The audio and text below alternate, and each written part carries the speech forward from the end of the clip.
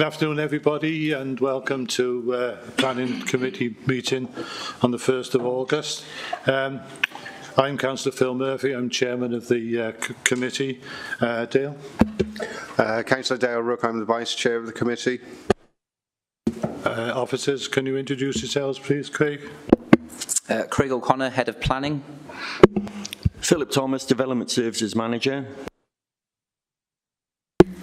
Joanne Chase, Solicitor to the Planning Committee.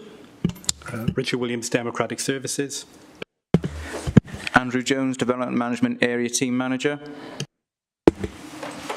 Amy Longford, Development Management Area Team Manager. Adam Foot, Senior Development Management Officer. Okay, thank you for that.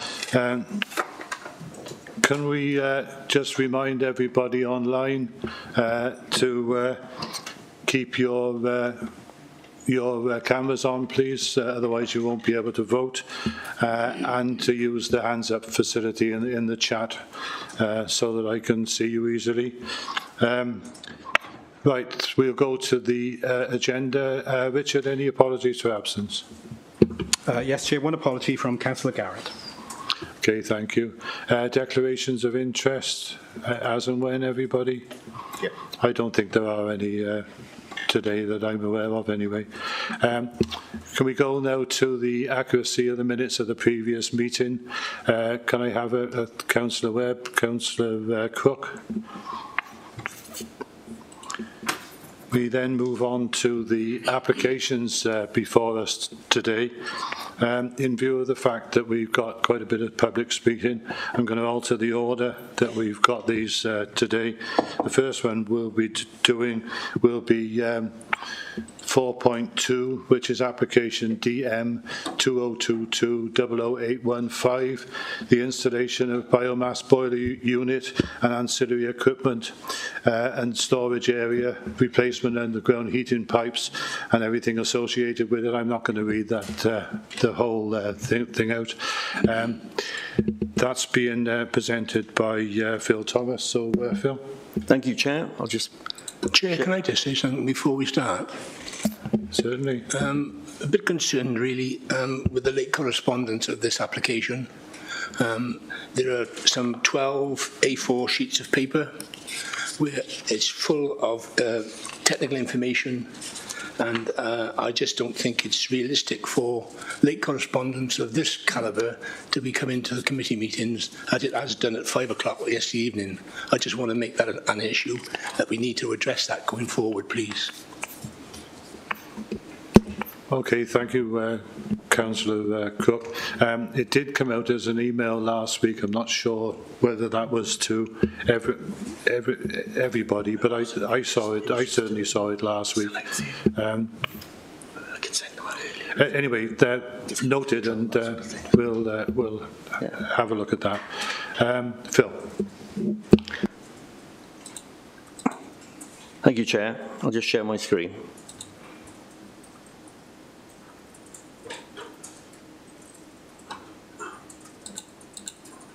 What's it doing here?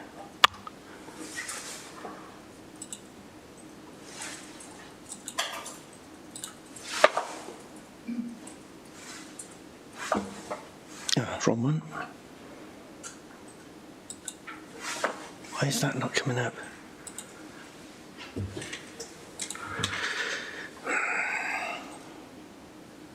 I'm in. I think. Something here. Yeah, there I am, look. Oh, yeah, share. And then go down to Planning Committee, June. That's enforcement, see? I haven't seen it like this before, this layout. Go down.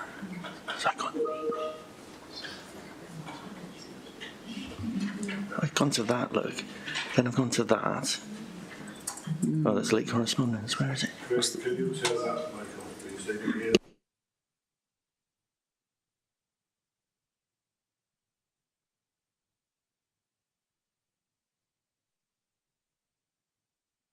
Apologies, it's a different layout on my screen to normally, so I was having to adapt.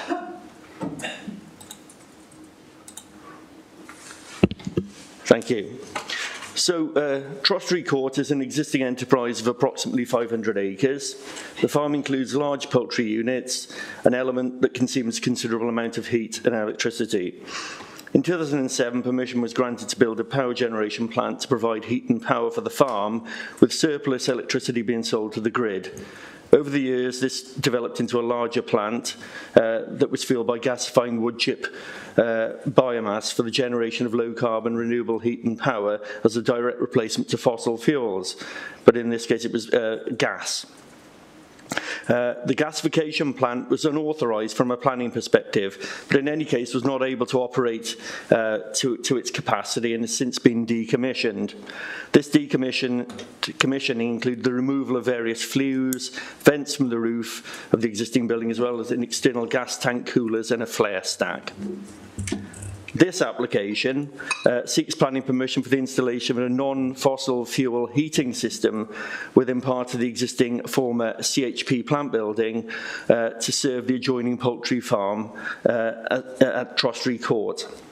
So part of the existing building would house the biomass boiler. As you can see in the slide there, that's the building there, and that's where the biomass boiler will be located, edged in red.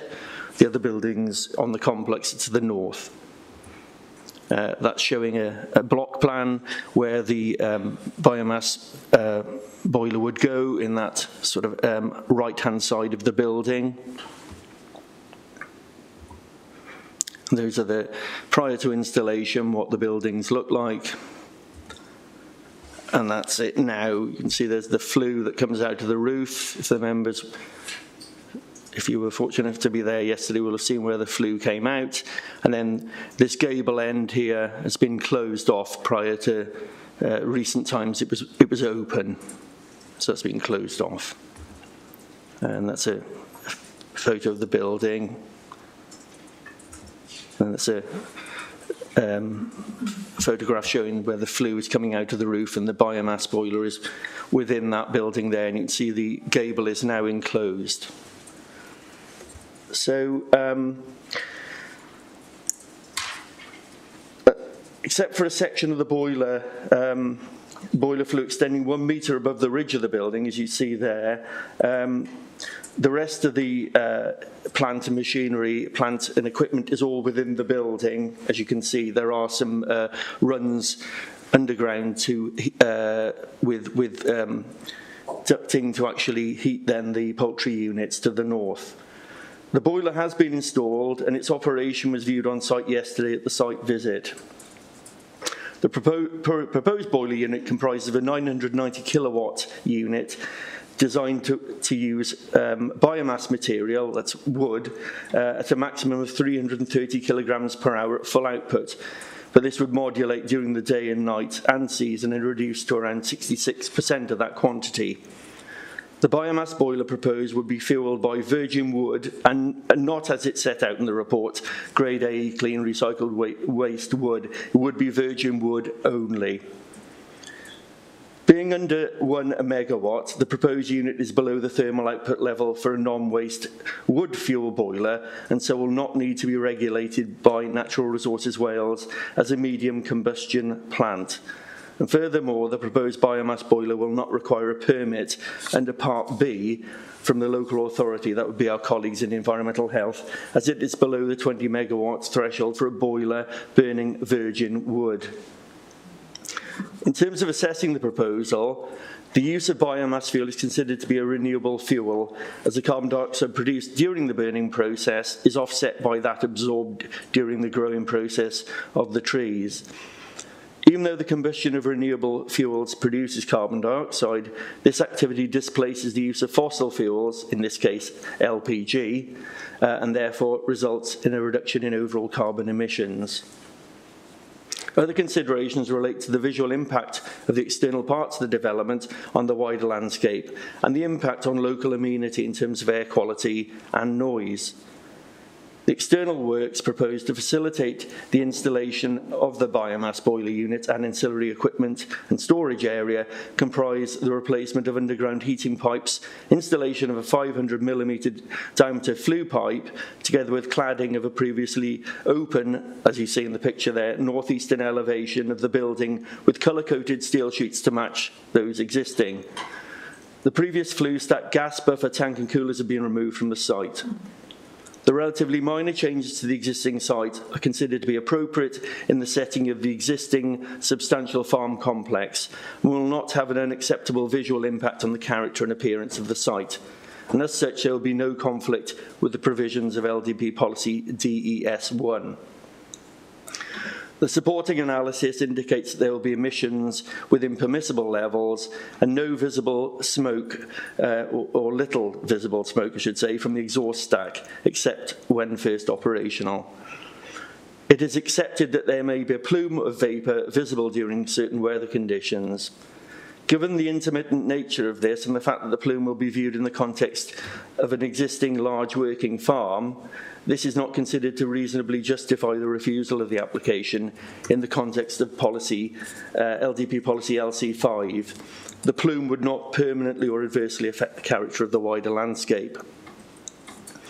An air quality assessment has been undertaken to demonstrate the emission levels from the proposed development. The applicant's consultant has used modelling to determine predicted pollutants at 15 locations around the site. The modelling has indicated that alongside the background levels in the area, the biomass boiler would have a negligible and not significant impact on local receptors. This assessment has been derived using the methodology in the IAQM, Institute of Air Quality Management's Air Quality and Planning Guidance, and compared with the local air quality management regime's emission limit values for ambient air quality. Excuse the jargon there. The applicant then commissioned stack emission monitoring to determine actual emission levels, rather than assuming standard emission limit values for this scale of plant. And that report identified that emissions would be below those values. And as such, the Council's Environmental Health Office has confirmed the air quality assessment's conclusions are valid. The proposed boiler is fitted with an automatic ash removal system to ensure effective combustion, with the ash residue being approximately 5 to 10% of the incoming fuel quantity. The ash produced is non-hazardous and is a valuable source of organic minerals. Flue gases are cleaned via a ceramic flue gas filter, which captures the smoke particles, ensuring that there is little visible smoke from the external roof flue beyond those visible when the boiler is first lit. The emissions are below the mandatory levels set by NRW. And it is worth noting that similar installations are in use in many poultry units in the county and nationally. In terms of noise, TAN 11, Technical Advice Note 11, states that planning authorities must ensure that noise-generating development does not cause an unacceptable degree of disturbance. In terms of measures can be introduced to control the source of or limit exposure to a noise, but these should be proportionate and reasonable and may include containment of noise generated. In this case, it's accepted that the boiler will generate noise, and sound insulation has therefore been installed to reduce this in the form of a baffle cowl to limit emitted noise from the stack, which is understood to be the main emission point. A baffle cowl is an external cover that substantially reduces noise. When assessing the impact of any noise generated from the boiler, it's important to take into account the noise that would be expected from the current agricultural use. This will include noise from existing lorry movements in association with the poultry farm, as well as movements of other agricultural machinery and the extraction fans in the chicken houses. Occupational and environmental noise survey was submitted by the applicant in support of the application prior to the installation of the cowl.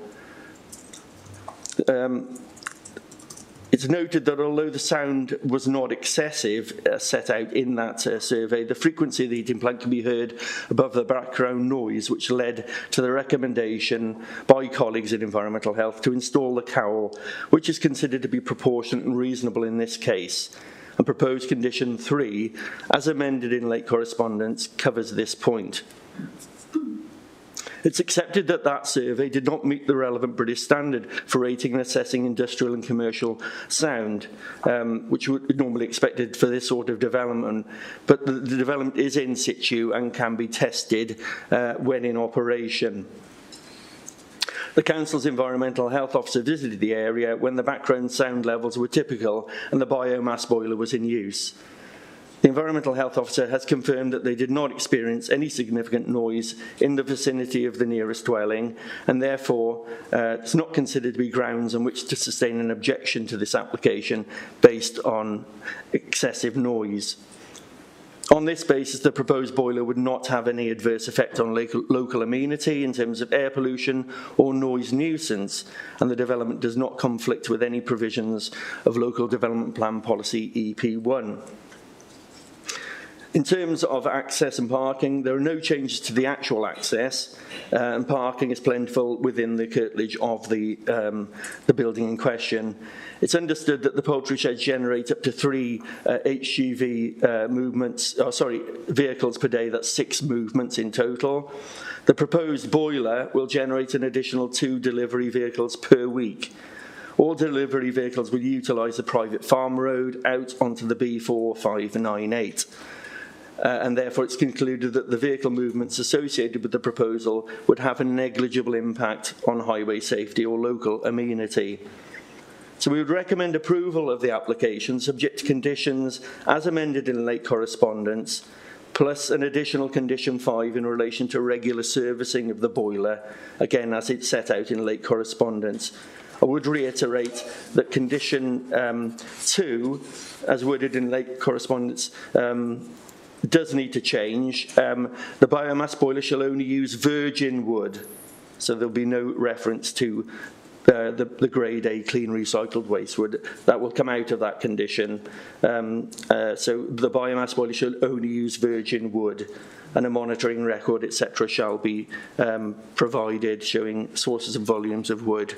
I won't read out the whole condition, but that's what the amended condition is seeking to achieve. Thank you, members. Recommended for approval, subject to those conditions.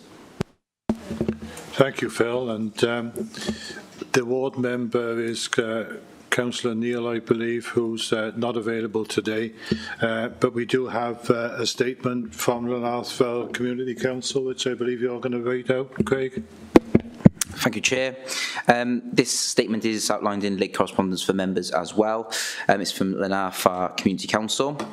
There are just 6 points to read through. Point number 1, the Council is aware that a request has been made to defer consideration of this application because insufficient evidence is available to show concerns raised over a number of issues, particularly noise, have not been fully resolved. We support this request. Point number 2, on the question of noise, no proper noise assessment compliant with BS 4142 2014/A1 2019 methods for rating and assessing industrial and commercial sound has been undertaken. We do not agree with the case officer and the environmental health officer's short visit during office hours, not in the evening, night or weekend, could sensibly be said to comply with the BS standards. In any event, there has been no assessment at all of the noise impact during nighttime and weekend operation. The plant will operate 24/7. Point number 3, 1011 noise at Annex B, revised 2015, notes the significance of sound of an industrial and or commercial nature typically depends on both the margin by which the rating level of the specific sound source exceeds the background sound level and also the context in which the sound occurs. Further, since background sound levels vary throughout the 24-hour period, it would usually be necessary to assess the acceptability of sound levels for separate periods, day and night, chosen to suit the hours of operation of the development. Similarly, considerations apply to developments that will emit significant noise at the weekend as well as during the week. Point number 4, The case officer relies at paragraph 6.3.6 on the environmental health's daytime visit. They did not experience any significant noise.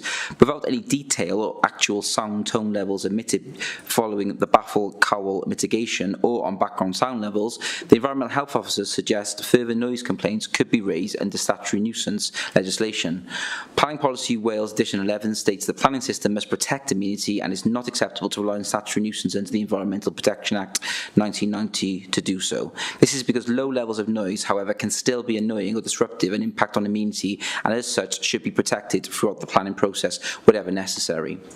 Point number 5, we recommend that an assessment by means of BS 4142 is undertaken to protect the amenity of residents in Lanceo and Bessef Newid, as well as those living opposite the site in Monkswood, who are additionally concerned by potential sound amplification in this valley location. A BS 4142 assessment could assess this risk. If the committee does consider this application, then point number 6 is the proposed condition of the biomass boiler shall only be used for virgin wood or British standard clean recycled waste wood. We recommend this is strengthened by the addition of the developer is required to provide regular data available by inspection by the LPA on the volume and source of wood chip. This would ensure no contaminant waste wood chips are used in future, which could impact both on emissions and on regulatory regime. The 6 points read out as outlined by Llanfair Community Council. I would just point out that my colleague Philip Thomas has just outlined that the condition would be altered for virgin wood only. So it would delete and omit the British Standard PSS 11 2012 Grade A clean recycled waste wood, just for clarification for members. Thank you, Craig. We have an objector who's registered to speak, Lindsay Williams. Lindsay, you've got 4 minutes. Thank you. Thank you for this opportunity to explain residents' case for deferral. This is an application for a biomass boiler and furnace to combust wood chip to generate heat for the farm's poultry sheds. So there will be release of carbon and of emissions. There will be occasional plumes and also smoke, and there will be noise.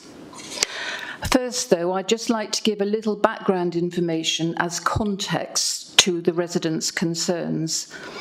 The site, the barns in question, have had a checkered planning history, having been granted permission to store straw, but in fact used to house a gasification plant, an incinerator, which was installed without planning. Residents had to go to court successfully to force the council to take enforcement action. We do acknowledge that this application is not on the same scale, but at a risk of history repeating itself, today's proposal has already been installed and operated without planning permission. But at least the applicant has now made the necessary application.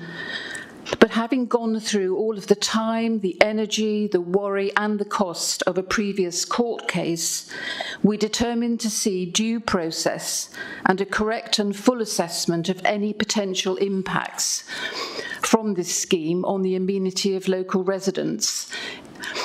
Many residents belong to our local organisation called SWIPE. In this brief presentation, I'll focus on just one troubling aspect, which is noise. Welsh Government policies PPW 11 and TAN 11, already referenced, support appropriate technical noise assessments and recommend that these should also cover nighttime and weekend operations if the development will operate 24/7. It will.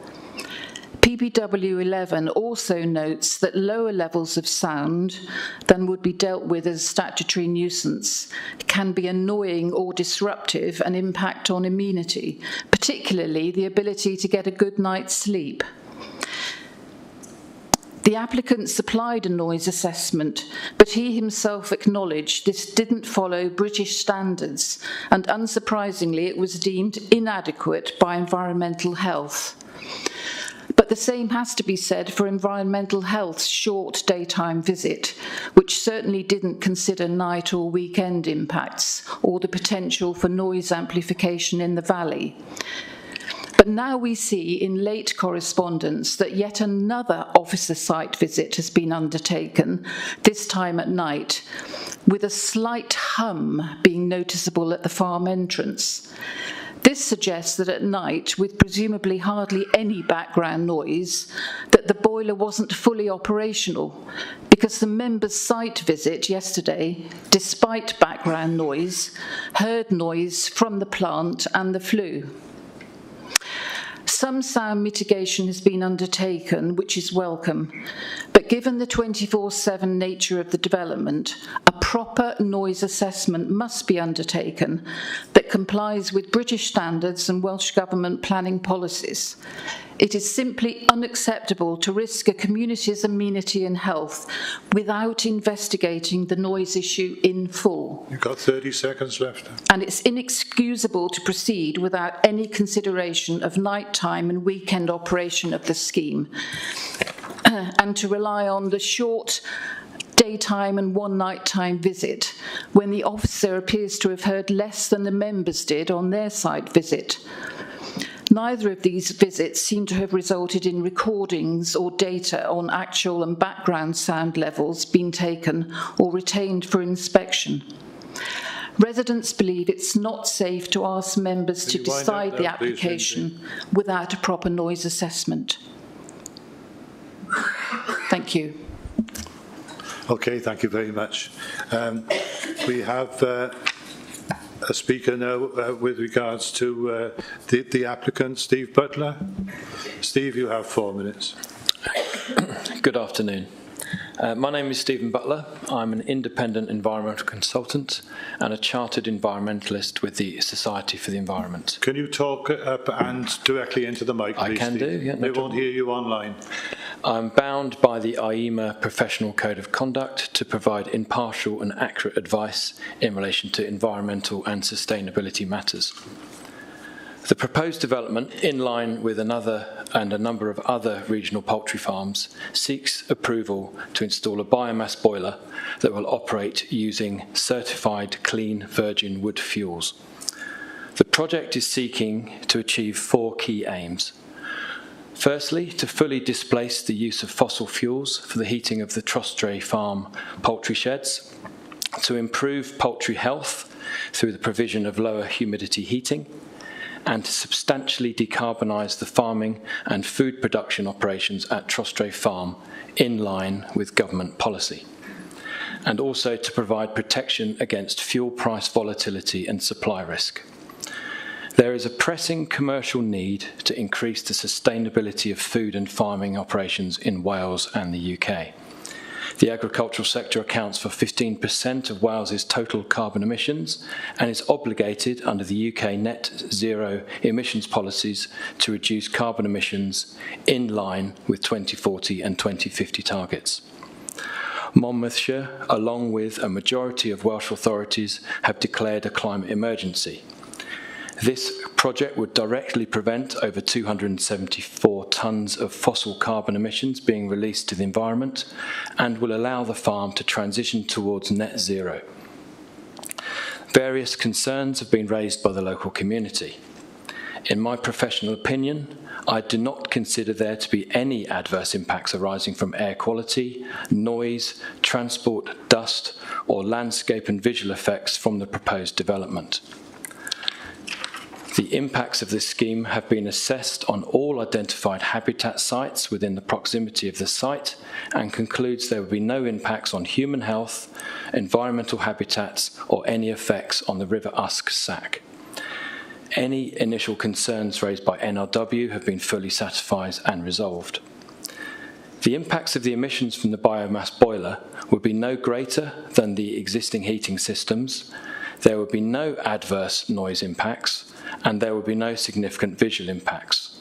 The biomass is a clean fuel that will be third-party verified, certified as not containing any harmful contaminants, and is recognised by the UK Government and Ofgem as being a renewable fuel. In contrary, the existing LPG fuels are not environmentally sustainable. LPG is a fossil fuel and releases anthropogenic carbon emissions during combustion and extraction. These emissions directly contribute to to climate change. Any statements to the contrary cannot be supported and are not correct. In summary, the proposed scheme is environmentally sustainable and required to be delivered under regional and national carbon and energy policy. The proposed development does not pose a risk to the health of people living and working nearby or upon the surrounding environment. In planning terms, the sustainability benefits of the proposed development are a material consideration. The proposed development fully aligns with regional and national planning policies, carbon policy, the net zero ambitions of Wales, and will ensure a sustainable future for the farming operations at Trostray Farm. Thank you, Steve, and that was incredibly well timed, and you've obviously been practicing. We have two environmental health officers on the call, Mary Pask and Paul White. Do either of you want to come in on any points raised there to underline it before I go to members? Mary or Paul?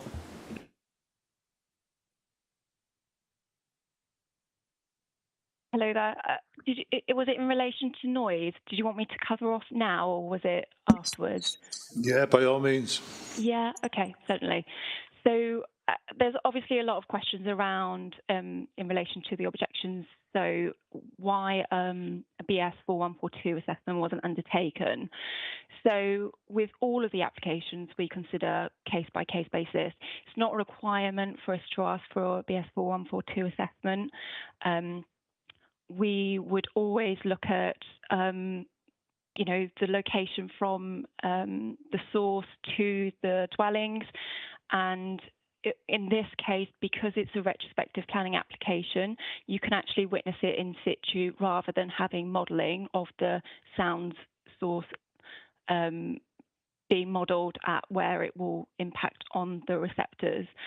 So based on my site visit and obviously looking at the map for the local area, distances of almost 300 metres away from the site itself is where the closest dwellings are.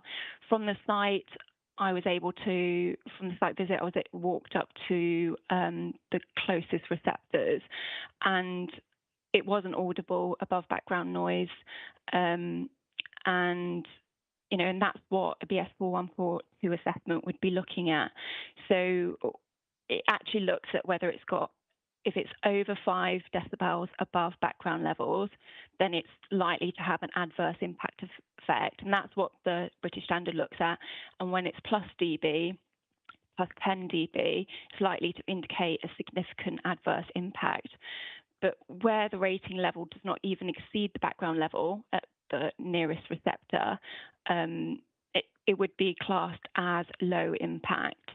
So, and we wouldn't be assessing it from the farm gate, and it wouldn't be from the farmyard itself. It is from the nearest sensitive receptor, which are the dwellings 280 metres away and further. And also from the assessment, you would look at how you would reduce the noise, so what mitigation you'd be putting in place. And they've already put in a silencer to the stack, which was allegedly what was causing most of the noise emitting from the site. So mitigation's already been put in place. So requesting BS 4142 assessment for a retrospective planning application when a site visit feels that I was able to provide enough comments to the planning department to say that it wasn't audible at the nearest receptor following the mitigation they've put on sound for the stack. Feel that that was probably enough, well, definitely enough information to feed back. A BS 4142 assessment it's not for every single case. If you've actually got a site which is already installed, you can do your own subjective assessment. It's not a requirement. And I think there was also reference to statutory nuisance being used, and the only comment was in relation to whether there was disrepair to the biomass boiler. Then obviously that's, an option that we can consider whether noise nuisance, but not saying that that will happen. It's just to say that environmental health also have those powers. Okay. Thank you, Mary. And Paul White, have you got anything to come in on air quality, please? Thank you, Chair. Yeah, I'd just like to say I am in support of the amended condition with regard to the field stock and the burning virgin wood only. Thank you. Okay, thank you, Paul. We now go to members, and Councillor Callard. Thank you, Chair, and thank you for the presentation. First up, I'm sorry if there's any background noise. I'm outside and there's stuff going on, so I apologise in advance for that. I hope you can hear me okay. Yeah, fine. Good stuff. Firstly, it comes before this committee every now and then, but I'm really disappointed again to have a retrospective planning application for something that's already been built. It certainly won't alter my view of this application because we'll consider it on its merits, but it's always disappointing when we have something built and then brought to the committee at a later stage. My first main point is that this boiler is going to burn between 80 and 120 tonnes of wood every year. That's an awful lot of material to be burnt, and I think, you know, I heard one of the contributors talking about it being clean. Try as hard as we might, burning things is never clean. And personally, I think if we're looking at sustainable development in our county, I would be delighted to have seen 990 kilowatt solar scheme going in here in order to support the heating and energy for these chicken sheds. That's what we want to see rather than burning. I agree it's an improvement on gas, but I'm not especially happy with the idea of burning that amount of timber in the local community. Another point is that with regards to how this is handled environmentally and the emissions and the noise and how it's handled, is there a scheme of auditing going to be put in place on this development? Because we've seen it before. In fact, we've seen it with this applicant, as has already been mentioned, that sometimes things are done, without permission or contrary to planning permission. In order to make sure that the conditions placed on this application are upheld, air quality is monitored, and that we can go back in 3 years' time, in 5 years' time, and say, yep, this scheme is still delivering on its design intention. I'm not sure how we do that, rather than, because we're going to be outside this, and it's very difficult for someone to complain for enforcement action to be taken if they can't analyse the particulate matter in the flue, for example. Thank you. Thank you, Ben. And Phil, do you want to come in on that? Because I think that's covered by the conditions, isn't it? We have got conditions to require maintenance of the boiler and flue, and a scheme for us to monitor aspects of that, to verify that it's been serviced properly according to the manufacturer's instructions. Other than that, there's not a lot as a planning authority we can do, to be honest. It's in the obviously in the applicant's interest to maintain the plant properly. Otherwise, it's not going to work properly, and it's not going to heat the poultry houses as effectively. So we think the conditions we put in place are the best that we can provide to provide assurance that it's going to be working properly in the future. It doesn't require a permit from NRW or any licensing from any other agency, so we can't rely on them. But we think those conditions that we're applying are the best we can do in the circumstances, and should ensure that it is run properly and won't cause amenity problems in the future. Okay, thank you, Phil. And of course, it's the conditions also include burning virgin wood, so we shouldn't get them. Councillor McConnell. Thank you, Chair. Yes, it is a lot of wood to be burning, although looking at the concerns that have been raised, the issue of the appearance has been covered, and the change to the appearance is negligible. I think we can put that to one side. It's the same farm building it was before, in essence. The issue of air quality, Councillor Callard has just been talking about, and and I share the same concerns that, how effectively that goes forward. But there's clearly been all the tests and considerations that should be put there have been taken into account.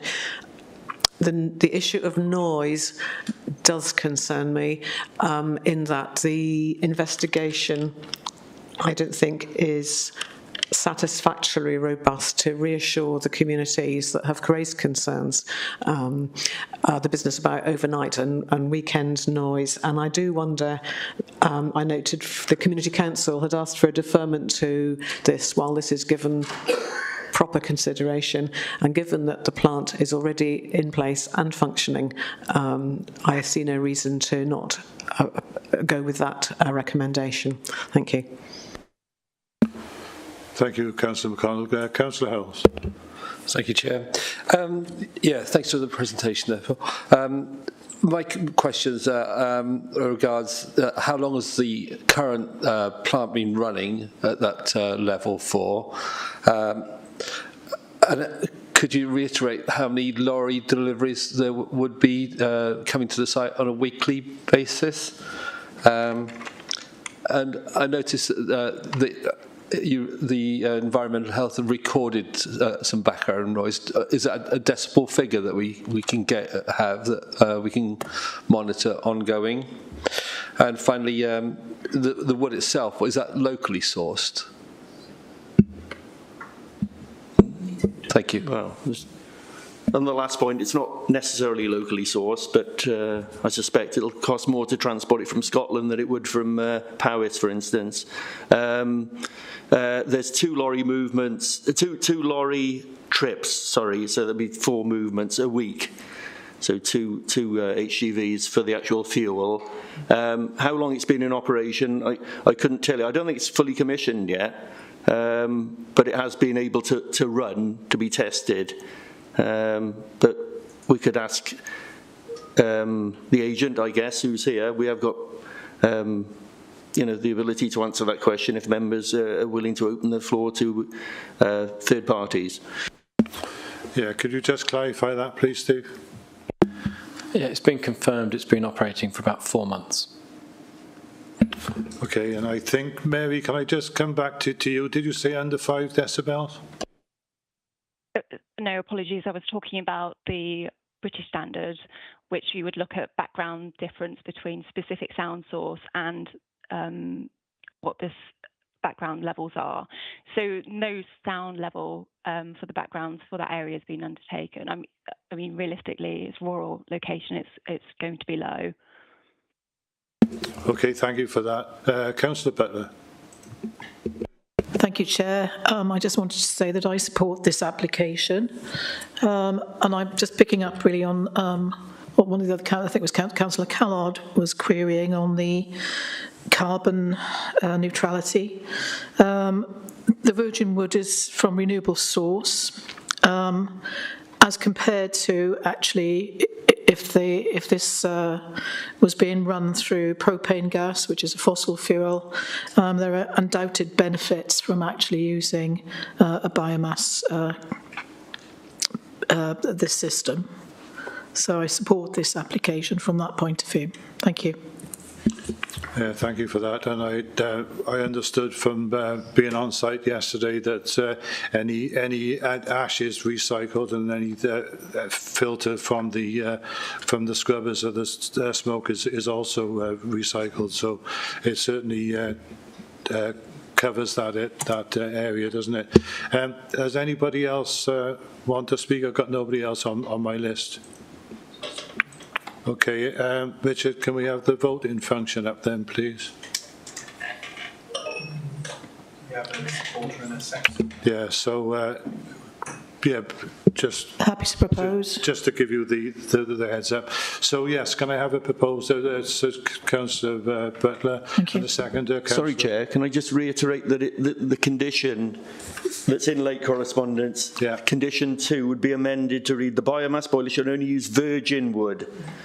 A monitoring record showing details of sources and volumes of wood delivered as a means of fuel for the biomass boiler to be compliant with the above standard, that's virgin wood, shall be made available for inspection by the local planning authority upon request. So we've got a proposal that is accepted, seconded by Councillor Powell. Have we got the function up? Right, can everybody vote no, please?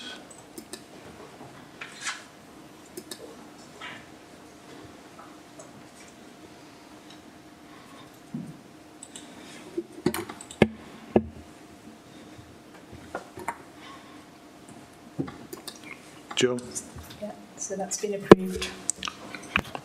Okay, thank you for that. So that's been approved. We move on to the next item now, which is the application DM2022-00331.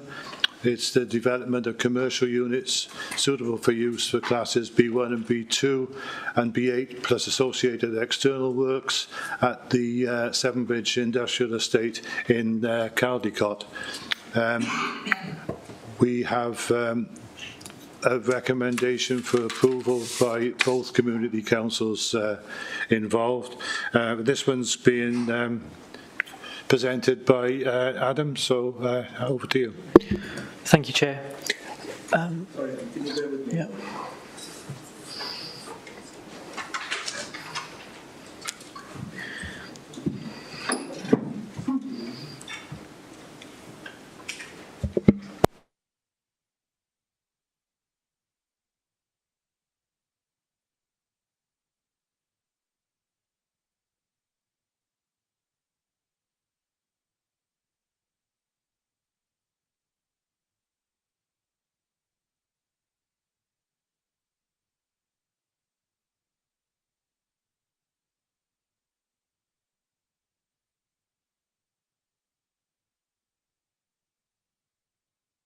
Just bear with us while we sort the technical bits out.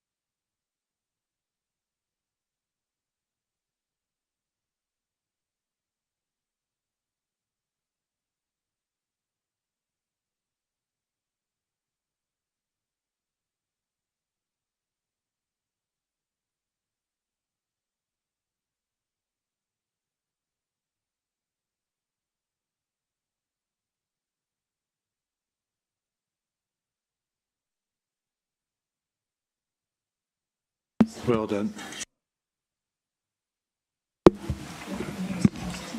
Right, Adam, over to you. Thank you, Chair. Okay, so the application proposes the construction of 12 industrial units, use classes B1, B2, B8, and associated works. The main access point for the development would be via Castlecourt Industrial Estate within Caldicot. You can see the turning head to the south of the site, so the new access would be through that area. The proposed development would comprise the final section of land allocated for industrial development within the area. The site is within the settlement boundary, where there's a presumption in favour of development and the efficient use of land is encouraged. The land is allocated for industrial development within the Monmouthshire Local Development Plan. Therefore, it's considered the principle of development is established and acceptable. The site is allocated for B1/B8 uses through the LDP. However, no objection is raised to the inclusion of the B2 use. However, this would be subject to a noise impact assessment. This is considered to be acceptable to be controlled via condition. The proposed development is considered to be in accordance with the economic aims of the council and would provide additional industrial units, which is considered to have an economic benefit to the authority. On the slide shown, the shaded area in purple shows the extent of the allocation, whilst the striped area in purple shows the other protected employment land surrounding it. So you can clearly see from this, this is the last section within that land or within that area for employment land. The main issues in respect of this application is flood risk, therefore I'll address this first. The two maps that are shown are, the top right is the an extract from the development, the flood maps for planning, which will accompany the emerging TAN 15, which is not yet adopted policy. However, this is included for reference, whilst the lower map is an extract from the development advice maps for planning, which accompany the existing TAN 15. So the application is within a C1 flood zone as shown on the dam maps that accompany TAN 15.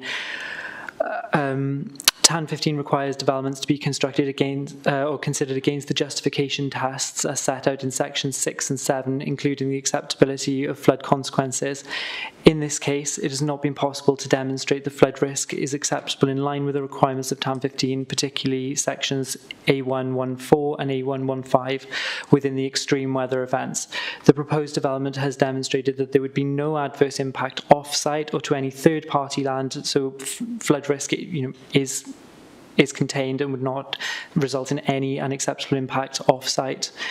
However, given the extent of the flood depths, NRW maintain their objection to the proposed development, and therefore it's not considered that the planning authority are able to support this application, and it's recommended for refusal.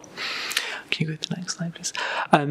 This slide shows the proposed layout of the unit. So you'd have an internal link road, developments facing in, and a drainage feature within the eastern section. No objection is raised to the principle of the development or to the visual impact of the proposed development. It's considered the development of the site would not have any unacceptable impact on the wider area in terms of amenity or character. Can you go to the next slide? These are some indicative drawings of the proposed industrial units, again considered to be, standard for the nature of development. And the next one. And then here are some artist impressions of submitted by the applicants in relation to what the units could look like. Again, this is for outline development, so the reserve matters have not yet been are not for consideration. So the main issues, or the remaining main issues, are considered to be highway safety, drainage, ecology and biodiversity. This application has been considered by the Council's Highway Officer, who raises no objection in relation to highway safety. The proposed traffic movements to and from the site have been assessed, with the Highway Officer confirming that there is capacity within the existing highway network. The proposed parking provision is below the amount prescribed by the adopted parking standards. However, the shortfall is considered to be minor and in accordance with guidance contained within national planning policy, which supersedes the adopted parking standards. Additionally, the sustainable location of the site, along with the proposed cycle storage, is considered to offset any potential conflict in terms of parking standards. The applicant has provided a drainage scheme and destination for surface water drainage and engaged with the local authority's drainage department in the form of pre-applications. No objection is raised in this respect. Ecological surveys have been undertaken on site, confirming that there is limited ecological value. The proposed enhancements have been considered by the Council's ecologist, who confirms it's possible for a net benefit to be created on site. The proposed enhancements are bat boxes, bird boxes, native hedgerow, shrub and meadow planting. The site, in addition to this, there are some trees that outline the site, with some of them subject to tree preservation orders. The proposal would result in the loss of 8 trees in total, 2 of these being protected sycamores. It is considered necessary for these trees to be removed to facilitate the development and to facilitate the access point. The proposal would compensate for this and will mitigate and compensate for this through a planting scheme, which has been deemed acceptable by the Council's tree officer. So, in conclusion, The proposed development comprises the construction of industrial units on land allocated for employment purposes by the adopted local development plan. No objection is raised to the principle of development subject to conditions. The site is the last remaining portion of allocated land within this area and would result in the extension of an existing industrial estate. The application site is within a C2 flood zone, as shown on the dam that accompany the existing TAN 15. Although the development would not result in adverse flood risk to third-party land, the depths of flooding do not accord with the tolerable limits set by TAN 15, and therefore the proposed development is considered to be contrary to the objectives of TAN 15 and is recommended for refusal. Thank you. Thank you, Adam. The ward member, I think it's Councillor Stevens, but she's not able to come today. As I said, the community councils have recommended approval. We've got nobody registered to... Yes, Councillor Easton. Yes, thank you, Chair. It's not my ward, but I live about 50 yards from that flood zone. This land has been earmarked for industrial use for quite a number of years. It's a scruffy piece of land. It needs development. I've seen the extent of flooding since 2006, 7, 8, when we had a fairly strong flood. The last flood in that area was 2015, where that industrial estate did flood because the sluice gate operated by Highways England was not maintained properly, which meant that everything backed up. As soon as the area was cleared and made safe, the water went away, but the damage had been done. So unless the waterways and sluices are maintained properly, you will have flood. But I think it's important that NRW, who have an objection to this on the basis of where it is on the floodplain, I say my house is 6 foot above the floodplain, the infrastructure must be maintained. As you know, Phil, you live in Coen, you know where it comes from. It spills out onto the floodplain at the back of Caldicot Castle, through the Netherton Brook, and down past the B4245 through the industrial estate. Many years ago, it flooded day in, day out with the tides, but in terms of time, bunds are being built to protect the whole of the Bristol Channel, or the land from the Bristol Channel. So whilst I understand there is a flood risk based on the floodplain, I think the actual risk can be mitigated as long as maintenance is carried out properly. So I would support this application as long as maintenance is carried out properly on this particular waterway, which also protects the rest of the industrial estate. Okay, thank you for that. We have two people registered to speak, but you're both speaking together, so you've got four minutes between you. So over to you. Thank you, Chair, Vice Chair, members of the Planning Committee. I'm Emily Armstrong. I'm the Senior Development Manager at FI Real Estate Management. Thank you for the opportunity to present to you on this hugely important planning application. I'd just like to provide a brief introduction to our property holdings and activities at the Severn Bridge Industrial Estate, and then I'll hand over to Neville to present on the flood risk matters. We currently own 36 units totalling 257,000 square feet at the Severn Bridge Industrial Estate. We currently have no available space, and have recently secured new lettings of over 37,000 square feet in the last 9 months, bringing the estate to 100% occupancy. In addition, we've retained a further 5 tenants totalling 40,000 square feet.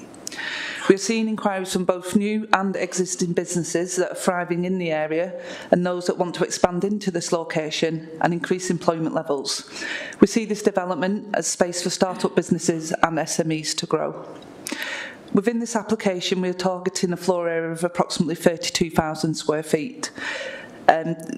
Based on our current take-up figures, this equates to just 6 months of supply, and we would aim to let the development within 6 months of completion.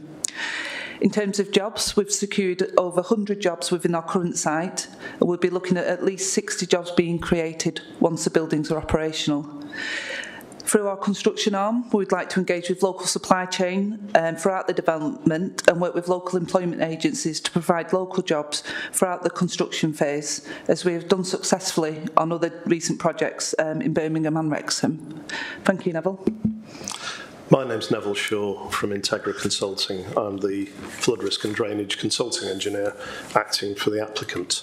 I'm a chartered civil engineer with over 30 years experience of dealing with flood risk and drainage matters. Can you all hear me? Yeah. Sorry.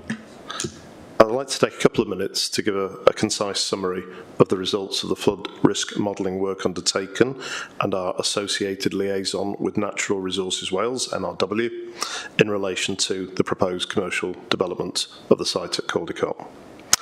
Following detailed discussions with both NRW and the local planning authority, it was agreed that we would undertake river flood modelling of the site in relation to the adjacent Nedden Brook. The key purpose of this modelling exercise was to determine whether the proposed development of the site would have any off-site flooding impacts on adjacent land in extreme storm events. The modelling exercise proved, to the satisfaction of all stakeholders, including NRW, that there would be no significant off-site flood-related impacts, even in extreme storm events, and accounting for future climate change. In order to meet the NRW criteria of no off-site flooding, the modelling exercise undertaken created a balance between limited raising of site levels in order to minimise on-site flooding in extreme events and also avoiding any off-site flood impacts in such extreme events. We believe that this balance was achieved with this modelling exercise, as it showed flooding at the site in, for instance, the 1 in 100 year storm event, producing an average flood depth of only 70 millimetres, with actual flood depths over the site varying between 0 and 0.9 of a metre. NRW's review of our modelling exercise noted that flood depths in areas of the site in extreme events were in excess of the allowances that are provided as indicative guidance in the technical flood risk document TAN 15, which, as you all know, is the technical advice note for flooding in Wales. Although the on-site model flood depths in extreme storm events are in excess of the maximum flood depths quoted in TAN 15, it is within the scope and powers of NRW to treat the relevant clauses in TAN 15 as indicative and not mandatory. NRW currently elect to treat these indicative flood depth allowances as a firm requirement, which is the reason why they have objected to this development. The NRW Historic Flooding Database clearly indicates that the site has not previously flooded. Furthermore, no recorded historic flood events have been identified in the modelled reach of Nedden Brook, which extends along the northern and eastern site boundaries. In summary, the site will remain dry in all but the most extreme conditions and is in fact one of the last sites to flood in the local area. And that's without consideration of the barriers to flooding created by the A48 and the M48 upstream of the site. Furthermore, there will be no significant off-site flood-related impacts from the development of the site. In terms of mitigation of on-site flooding in an extreme storm event, the NRW flood warning telephone service will typically provide 48 hours notice of a flood event, giving ample time for the orderly evacuation of operatives from the site, the minimum floor level of the new site buildings, their flood resistance and resilience measures, all as stated in our flood consequence assessment, will contribute towards a safe working environment at the site. There will be no increased flood risk off the site, and the development falls in line with all the mandatory requirements of TAN 15. That's the end of my short presentation. Many thanks for listening. Naturally be happy to answer any questions. Okay, thank you very much for that. We'll now go to members. Councillor Blomfield. Hi, thank you. Thank you for your presentations, and thank you for members of the public speaking today. I just have a quick question about the source protection zone. When I Googled that to have a look on Welsh Government. Obviously, there's different levels of source protection zones. So I was just wondering if there could be, you know, a bit more information provided by officers on that, first of all. Thank you. Can any officers help out there, or shall we go to the end of the questions? Okay. Adam? Next question, please. Okay, we'll come back to that, Faye. Councillor Bryn. Okay, diolch yn fawr. Thank you for the presentation. When we were on site, it was obvious that some workers are already accessing current units on foot. Can officers please confirm that the new shared access is active travel guidance compliant? And also, when we were on site, it was noticed that there was a considerable plastic litter along the tree line of the trading estate, much of it commercial waste, including plastic wrap, strapping and bottles and so on. We're promised improved biodiversity on this location following construction within the boundaries and a detention basin, but there's little purpose of that at all. If it's all to be clogged and fouled with waste.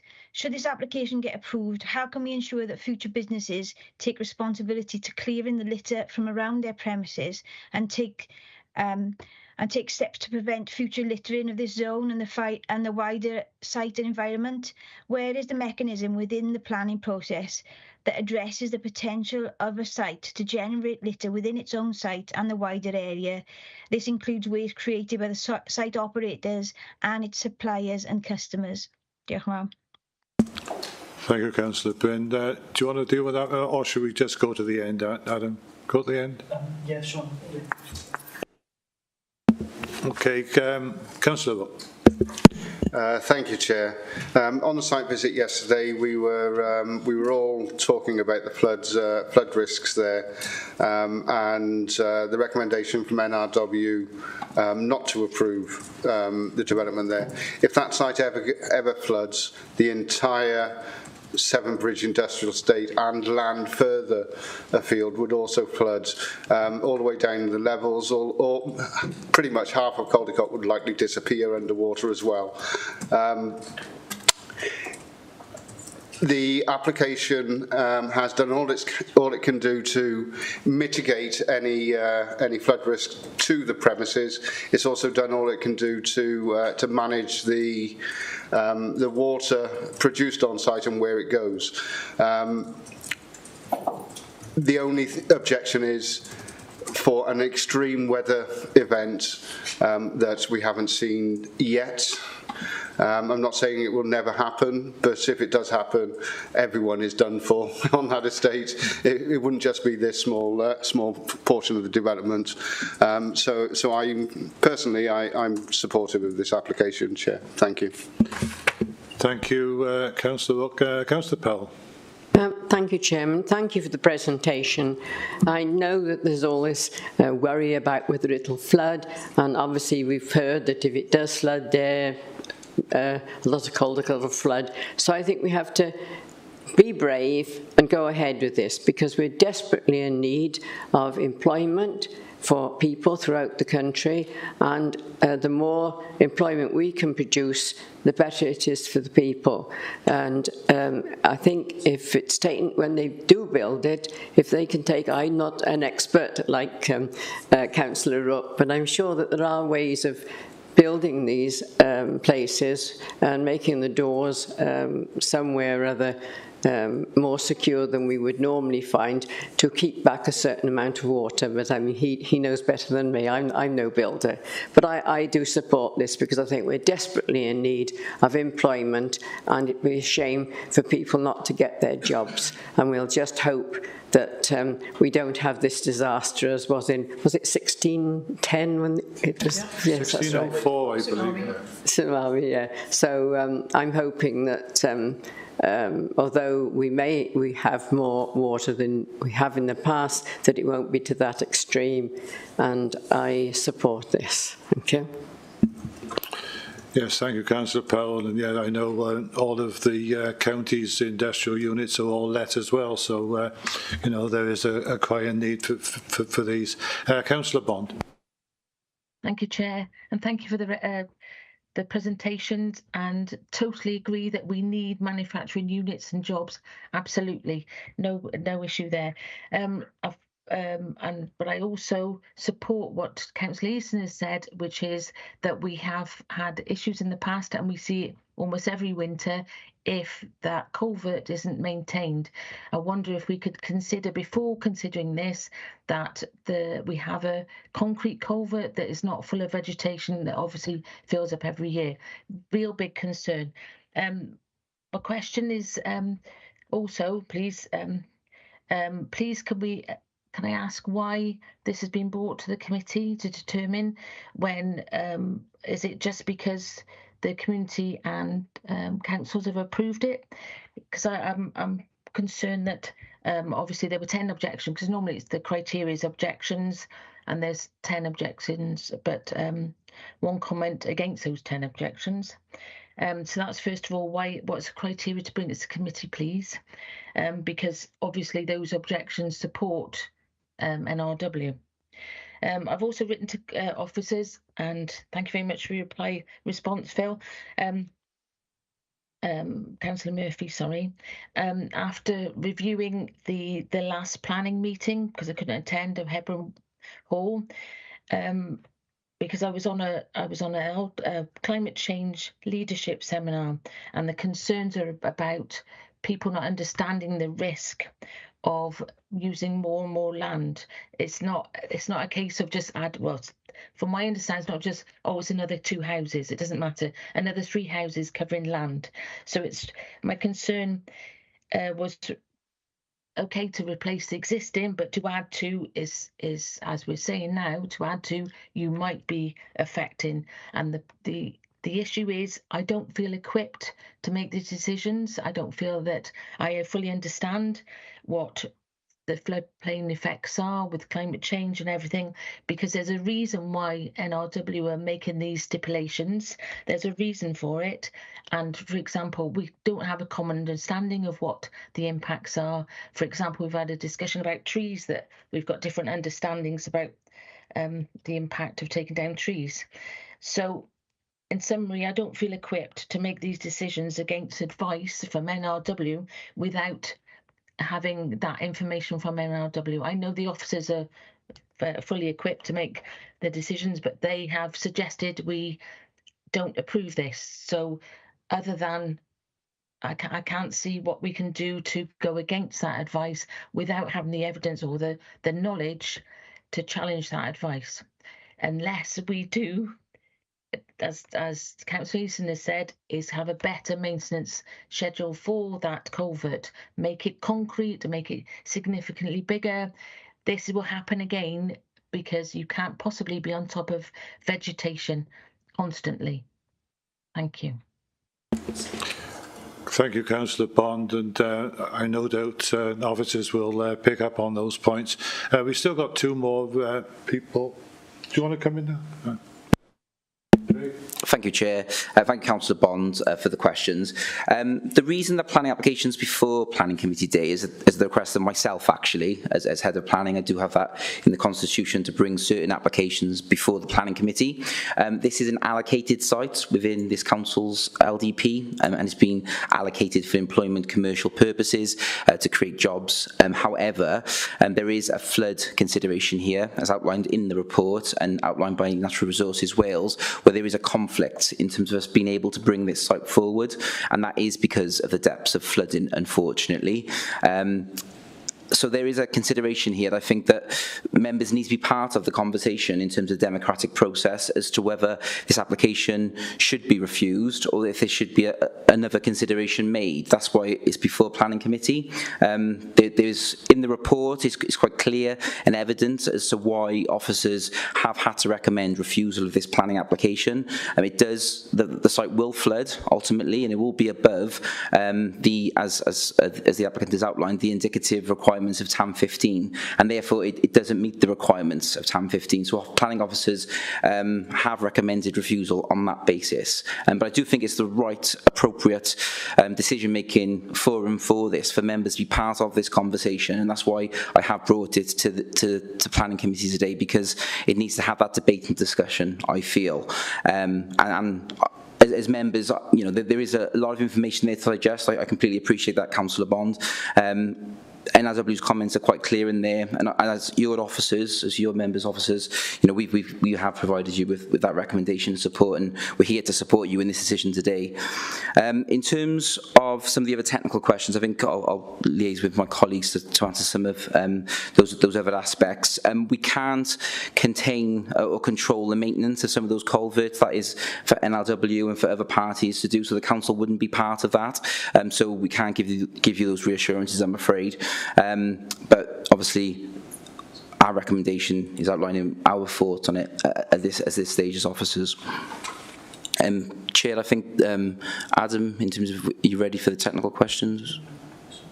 I still got two more hands up, Craig. So shall we deal with those and then come back to you, Adam?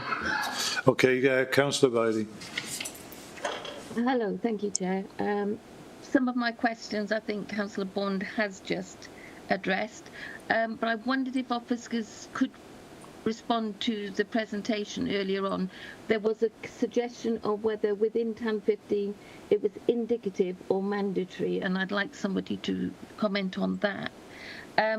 But my main concern is that this is the second month consecutively that there's been a discussion over a flood risk application that's been declined by officers due to that risk, and NRW recommendations pointing towards declining. I think we would benefit from postponing the decision until someone from NRW can come and give some discussion or indicator about this matter, because it seems that it might become a regular issue. I don't think it's wise to overrule the officers' recommendations with the information that we have. There are other concerns relating to the trees, as has been brought up by Councillor Bond. And again, I'm not comfortable or confident to overrule the decision made by officers here in the light of the information that we have. I think on both of the recent occasions, we've been told that if we're minded to reject the decision of officers, then it's subject to possible call-in by Welsh Government, all of which sounds to be a little excessive perhaps, when perhaps we could do with some more information. And I would suggest we postpone it until we can get somebody from NRW to come along to discuss this with us. Thank you, Chair. Okay, thank you for that, Councillor Riley.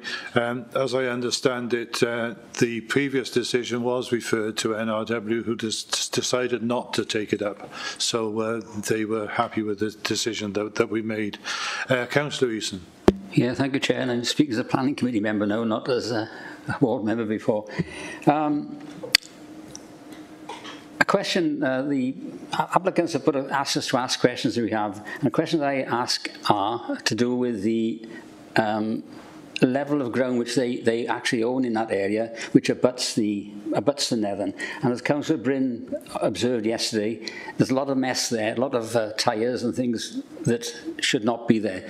I'd like to see a condition put on this. I will support this application. I'd like to see a condition put on this is that the question is, do the applicants own the right-hand side or the west side of the Nethen? And if so, that needs completely tidying up, because at the moment it is being piled up with more rubbish and more rubbish and more rubbish, which is impacting on the actual Nethen, which in turn will cause detritus to collect and cause the flooding. So my question to the applicants is, in terms of their management of the side of the Nethen, do they own it? Do they control it? And if so, make sure it's clear. I'd like to see those as conditions, because the flooding is not estuarial. Estuarial it comes from Wentwood, and it builds up. So unless, as Councillor Bond says, and Councillor Bryn has noticed, unless we keep the area tidy, we will flood. So my condition would be that that is maintained as well, not just this little bit of ground which needs employment. Thank you. Okay, thanks for that. I got one more, Adam, and then we'll let you back in, Councillor Howells, and that's the last one I'm going to take then. Councillor Eason, can you put your mic off, please? Sorry. Thank you, Chair. Thank you, Adam, for your presentation. Just one question for me, really. As a local authority planning department, if we do approve this application today, would we be liable for, or would there be any implications for insurance claims against us should the area flood? Thanks. Okay, thank you. Adam, you've got quite a list, but the floor's yours. Great. So I'll do them in order. In respect of the source protection zone, this is something that we would take advice from NRW on. They've raised no concern in this respect on the basis that the site would be SUDS compliant, and on the basis of the information submitted by the applicants demonstrating the method of surface water treatment. There's no concern in that respect. So hopefully that issue satisfied and resolved. Great. In terms of later and ongoing management of the site, so from the site visit yesterday, I appreciate there was particularly quite a lot of litter in the turning head. I was there a bit earlier, and I did notice there was a number of people who were parked there who stopped, were eating, and I think that's obviously an issue that is present. That is outside of the application site. It's outside the red line boundary. Therefore, we wouldn't have control over that. What I would say is that whether or not that would continue, if there was sort of more through development there, that may naturally resolve that. That's speculation, but that seems a reasonable assumption to me. But yes, at the minute you have an unsupervised area where people are parking and stopping for a break, and I think that's where a lot of that litter is coming from. With regards to ongoing management of that, there are different landowners, there's different there are different parties at play here, but whether or not we as the council could even look at potentially, I don't know, maybe waste, or even through this application potentially get some waste bins put at the entrance if it were to be approved. That could potentially be something we could look at. The question with regards to active travel, what I would say is this is an outline application, so it's not, the details aren't fixed, but it would be unlikely that they would be constructed to active travel standards. It's more that this application promotes the principles of active travel, allowing people to walk and cycle to the site, but also through the site, providing greater connectivity to the main town and the wider industrial estate. So active travel routes are prescribed, and they are quite space, they take up quite a bit of space.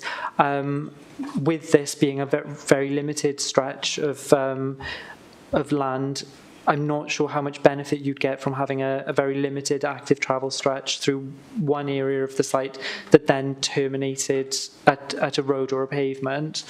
In relation to flood risk, like you said, I just wanted to reiterate that the FC flood consequence assessment submitted hasn't been able to demonstrate or hasn't been able to satisfy NRW or the requirements of TAN 15, but it does demonstrate that there's no adverse impact off-site. So it is, as you heard earlier, it is within the extreme weather events.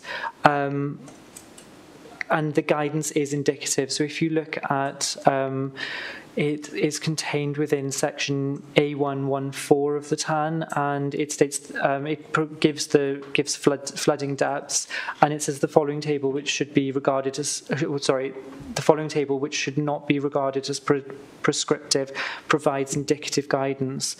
So hopefully that answers the questions around flooding and flood risk.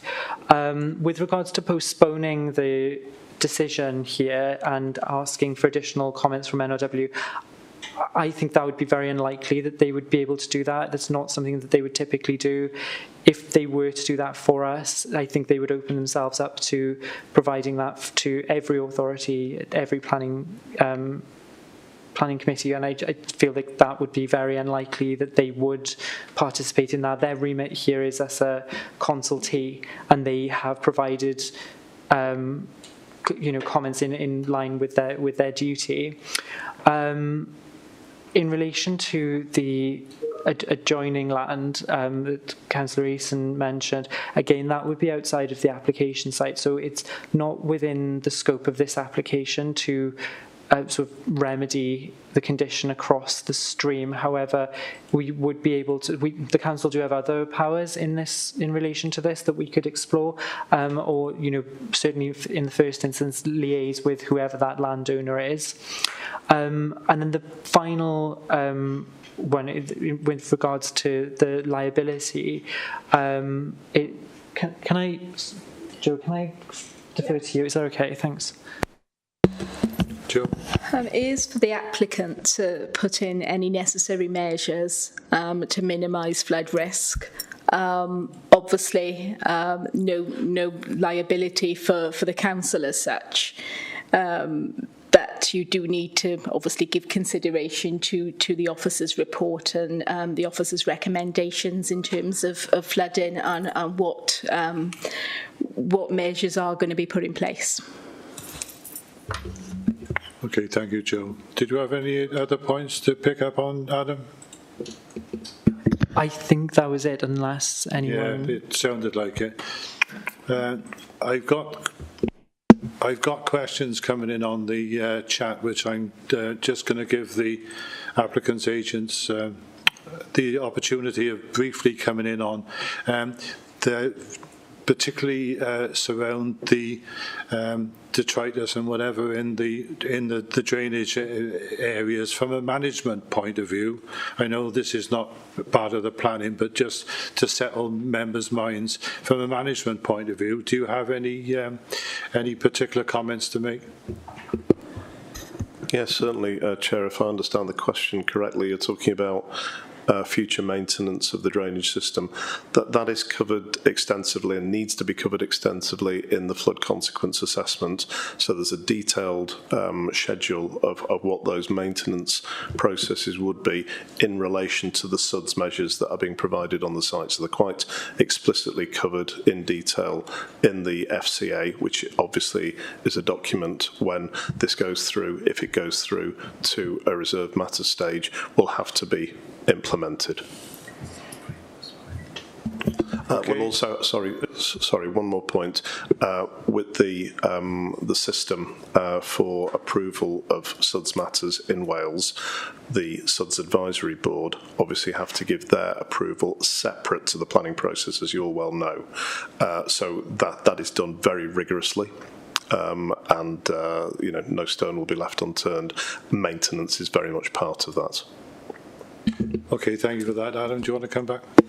Yeah, just very quickly, just to follow on from that point, that if this application were to be approved or were to be recommended for approval, the flood consequence assessment would form part of the approved plans, so it would form part of the approved suite of documents. So in support of that, we would have an element of control there in respect of what was approved and making sure that that was maintained.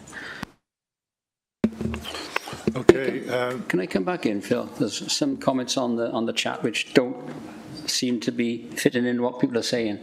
There are businesses along the side of the Nethen who are dumping their stuff along the side of the Nethen, and Mr. O'Connor has said that litter is outside the remit of the planning process. Yes, I agree with that. But the businesses along that west-hand side of the Nethen are dumping their equipment, old equipment, onto the side of the Nethen, and somebody's going in the Nethen. That is not a litter, that's a bad business practice. Okay, thanks for that. As you say, and Craig has reiterated, that's not part of the process, but it's useful information. Thank you for that.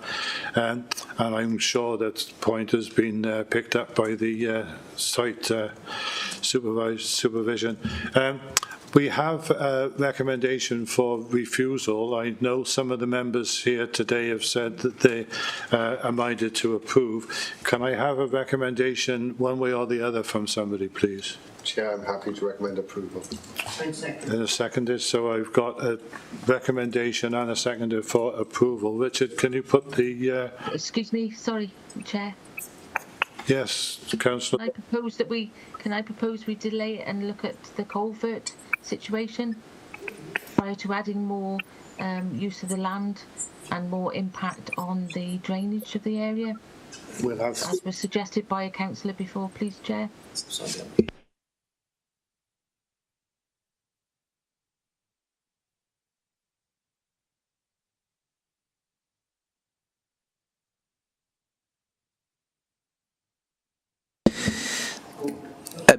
Just to respond to Councillor Bond's suggestion about the culvert, with this planning application can control or manage or maintain the culvert. That is for Natural Resources Wales to do, so that's not part of the planning application. In terms of taking a vote on the application, I would defer to my legal colleagues, but we need a proposer and a seconder in terms of how we proceed. So I think you had that in Councillor Rook. I'm not sure if there was a seconder. Joe? They can abstain and vote against. So Councillor Bond, you'd have the right to abstain or to vote against that proposal. But this application is directly related to the water created from businesses on that area, the whole site, and that has a direct impact. It's directly impacted by the maintenance of the culvert or some. I don't get this at all. I don't understand why it's here in front of us. I don't know why you brought it to us. The decision was yours and the officers to. I don't know why you're being encouraged to vote for. I don't understand this. Councillor Bond, if you aren't happy, which is your right, you're free to vote against. So Richard, can we have the voting function up, please? For approval, but obviously if you don't want to approve it, vote against.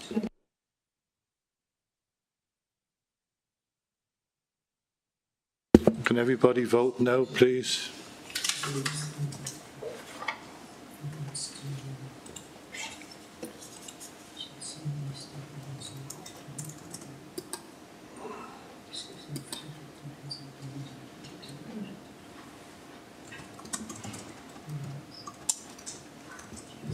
Joe?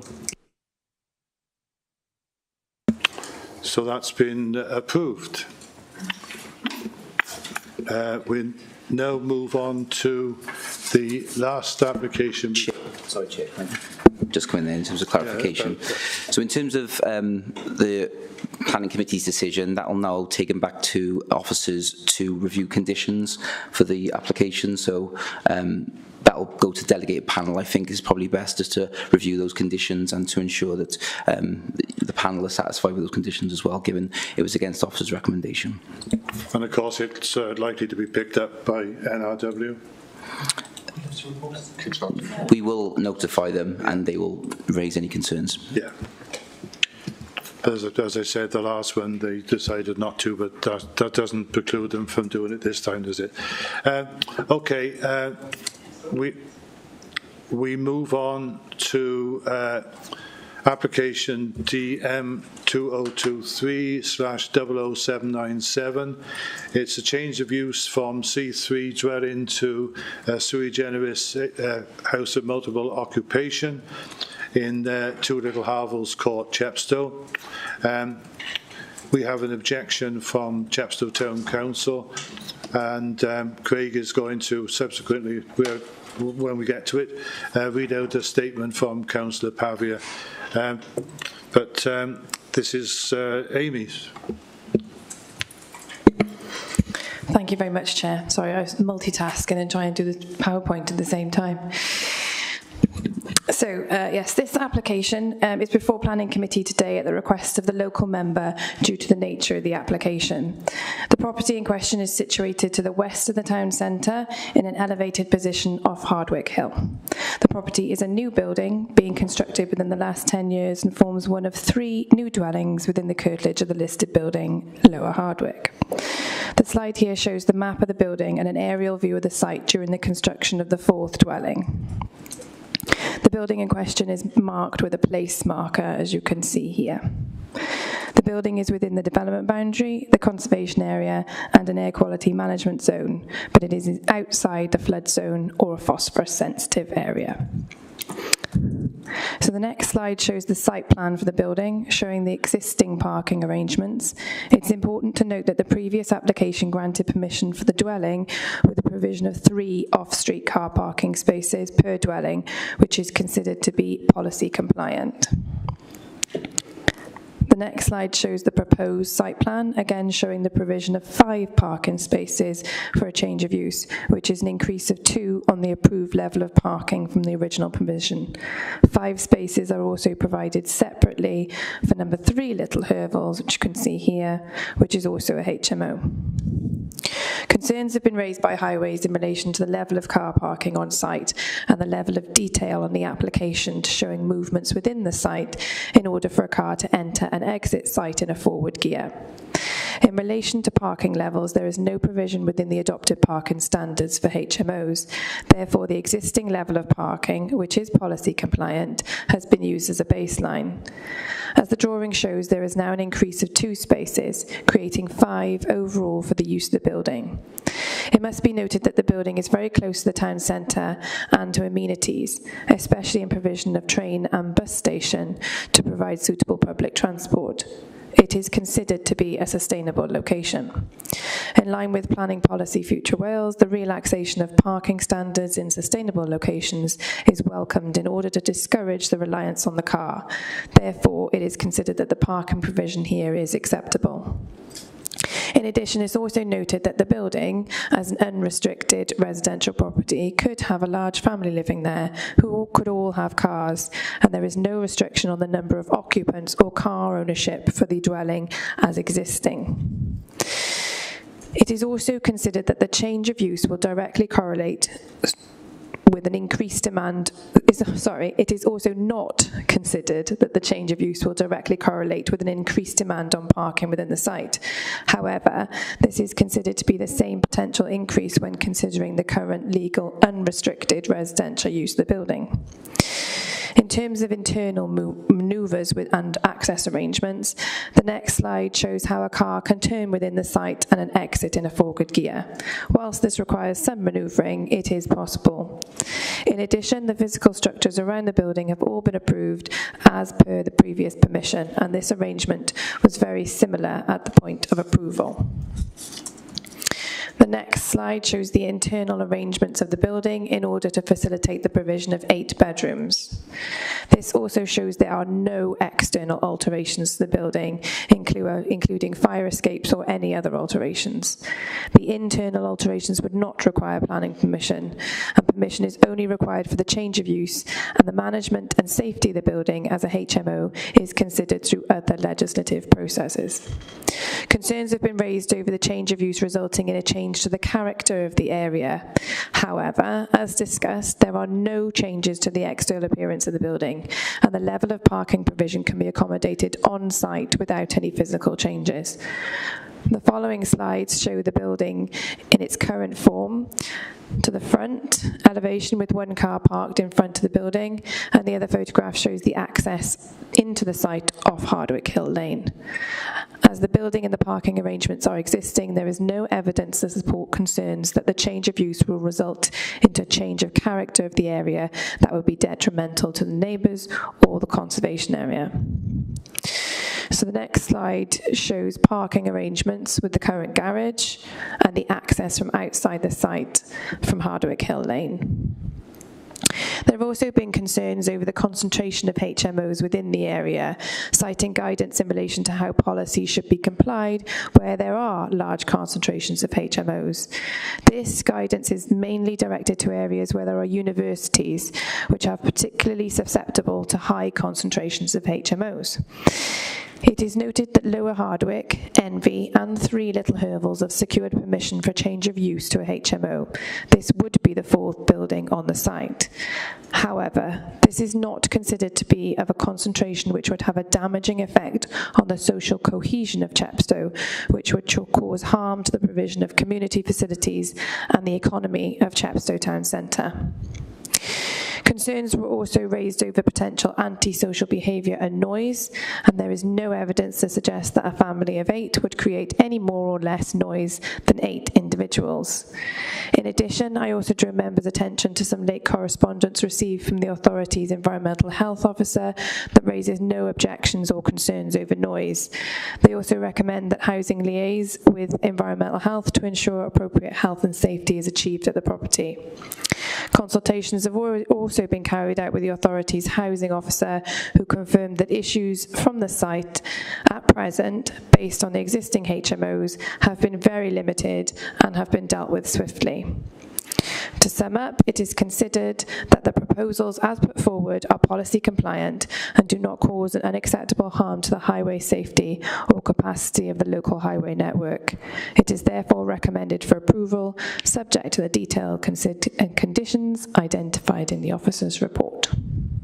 Thank you. Okay, thank you, Amy. Craig, do you want to play that video? Yes, Chair. Just bear with me in terms of technology.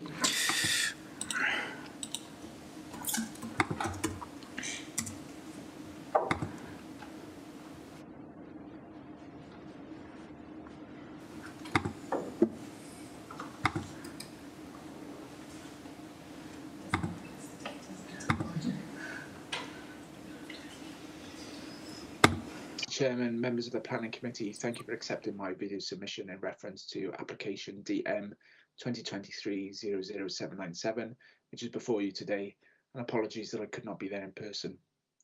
This is a contentious application. It would be the 4th change of use application put forward by the same applicant for neighbouring dwellings of houses of multiple occupancy in what is a concentrated historic conservation area in just over a year, something which residents and I think is totally disproportionate. I would firstly argue in general policy terms, are the creation of multiple HMOs in our towns a model of residential living that we want to aspire to as a county? The Council does not have a policy or supplementary guidance on this matter because HMOs are very few and far between across Monmouthshire. They are a model of tenure that is more akin to our inner city areas, particularly with our universities. And we're certainly not a model of tenure that the previous administration was looking to develop. However, to suggest they are analogous to self-contained flat conversions, as the report does, is completely wrong in my view. Whilst there is no MCC guidance, there is Welsh Government guidance, both of 2017 and a Government Commission review of HMOs from 2015, both of which set out some of the trends and associated challenges with HMOs within Welsh local authorities. Problems commonly associated with HMOs highlighted in the review report and guidance are damage to social cohesion with higher levels of transient residents and fewer long-term households and established families, reduction in the quality of the local environment and street scene because of increased litter, refuse and fly tipping and increased levels of disrepair, change of character in the area, increased pressure on parking and increases in antisocial behaviour. This last issue is not subjective as the report suggests, but has been a reality for those neighbours who live next to the HMOs already in situ. The applicant was disingenuous to say that he hasn't been affected by noise, etc., because I know other residents have, and I know there have been several police call-outs to those properties for antisocial behaviour, and I have had to work with council officers who are managing the existing HMOs to get those issues resolved. The guidance states that due to the nature of HMOs, residents from vulnerable groups who are likely to be unrelated can find living in HMOs a more intensive experience than in single household uses. This may have an impact not just on the residents in a HMO, but on the wider neighbourhood, and the likelihood of this increases with our high concentrations of such properties. Therefore, this is not subjective, but clear government findings from research and evidence from the activities that have already taken place in the area. That is why the Welsh Government has and continues to encourage local authorities to move away from HMOs to more self-contained accommodation.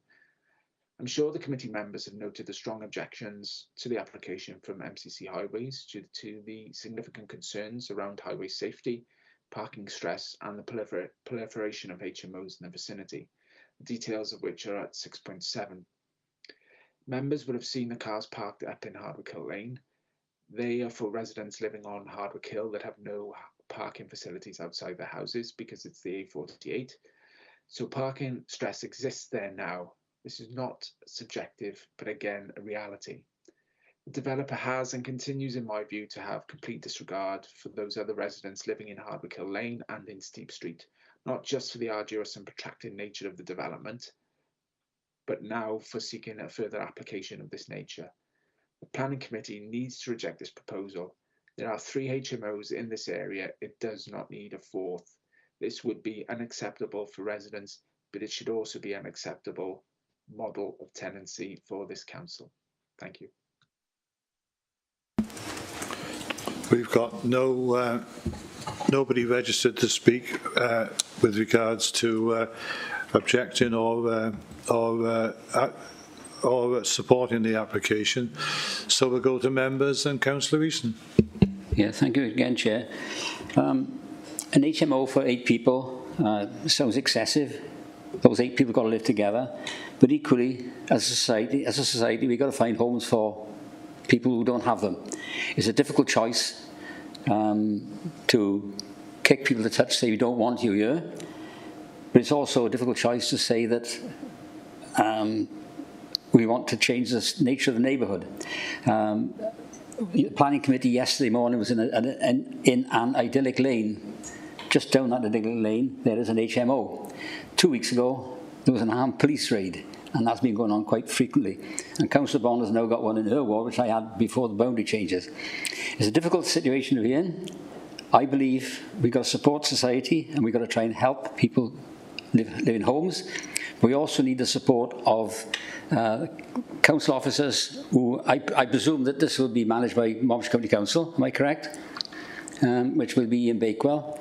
And I lost track what I was going to say then. But I do believe that we've got to find a way of policing these I'll call them establishments properly, because they do generate antisocial behaviour. You can imagine generally it'll be either 8 blokes or 8 girls together, but they don't like to have mixed accommodation. But I'm supporting this application on the basis that the society needs to help people get back on in life. But we do need the support for the society around these HMOs to have them managed in a proper way, and to ensure that we've got the police presence to be able to attend when needed. And quite frankly, we don't have that police presence in Monmouthshire. As I sit on the police and crime panel, I think we need more. So I support this, but I do have concerns that we've got to somehow find ways of helping people and managing the situation. Thank you, Chair. Thank you, Councillor Easton. And Councillor Prin. Hi, diolch yn fawr.